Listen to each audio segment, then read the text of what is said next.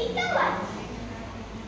Tahukah teman-teman, singa ulung merupakan sebuah kesenian tradisional pendewasa yang diakui sebagai warisan budaya tak benda oleh Dinas Pendidikan dan Kebudayaan pada tahun 2015. Biasanya, penampilan singa ulung ini diiringi oleh musik gamelan. Nah, teman-teman, begini kisahnya. Tersebutlah sebuah kisah di daerah Kelapa, tepatnya di desa. Saat itu, tempat tersebut masih berupa hutan belantara yang dihuni banyak binatang buas. Ada singa, serigala, monyet, aneka burung, dan beberapa hewan hutan lainnya. Datanglah seorang pria gagah berasal dari Madura yang mulai membabat dan membangun tempat tinggalnya. Orang tersebut bernama Cuk Seng. Setiap hari, Cuk Seng beraktivitas di hutan tersebut sambil bercengkrama dengan semua penghuni hutan. Hingga pada suatu hari, Cuk Seng merasa rindu pada keluarganya di Madura. Beliau pun meninggalkan tempat tinggalnya. Selang beberapa waktu, pulanglah Cuk Seng dari Madura. Akan tetapi, alangkah terkejut hatinya karena di hutan yang dia tinggalkan telah terdapat orang lain yang mengaku memiliki hutan tersebut. Orang tersebut bernama Cuk Jasiman. Dengan penasaran, Cuk Seng pun bertanya, "Hai Kisana, siapa kau gerangan?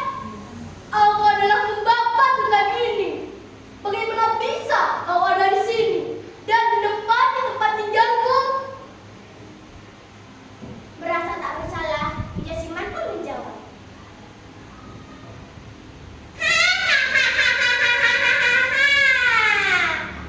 "Seharusnya aku yang bertanya. Siapa kau? Berani-beraninya kau datang tanpa diundang tempat ini." Merasa lawan bicaranya mulai bersikap arogan, Cuk Seng pun merasa tertantang sebagai orang yang pertama kali membabat hutan tersebut. Akhirnya, pertarungan antara Cuk Seng dan Jasiman pun tak dapat dihindarkan. Pertarungan berlangsung sengit dan tak ada tanda-tanda pada. Maaf, ikut saya. Pertarungan berlangsung sengit dan tak ada tanda-tanda akan berakhir. Setelah sekian lama, akhirnya keduanya memutuskan untuk menggunakan adu pamungkas yang mereka miliki. Keduanya sepakat menancapkan tongkat ke tanah. Barang siapa berhasil mencap tongkat tersebut, maka dialah pemenangnya. "Hai Jasiman, aku akan menancapkan tongkat ini. Kalau kau mampu mencapatnya, aku mampu kalah padamu.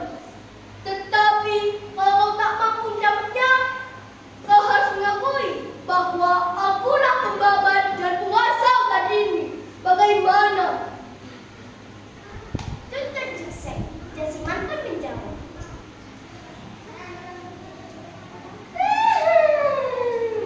"Baiklah. Siapa takut?" Setelah berapa mantra, Cuk Seng pun menancapkan tongkat ke tanah.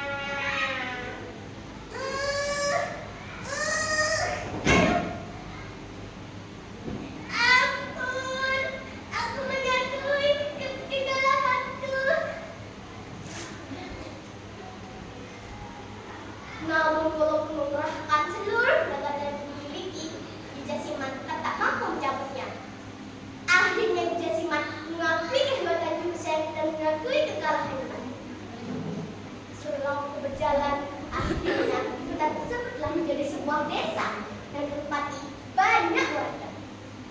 Cucu saya diangkat sebagai kepala desa dan Cucu Siman sebagai koordinator desa.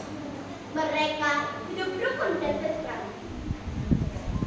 Namun ujian datang. Desa tersebut dilanda kekeringan. Banyak hewan ternak mati. Bahkan desa tersebut raja kelaparan karena kekeringan menyebabkan kegelapan berkepanjangan.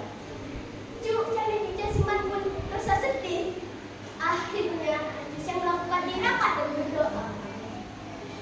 Hingga pada suatu malam bisa bermimpi bahwa untuk lahir para panjang harus ada darah yang menetes di atas tanah besok.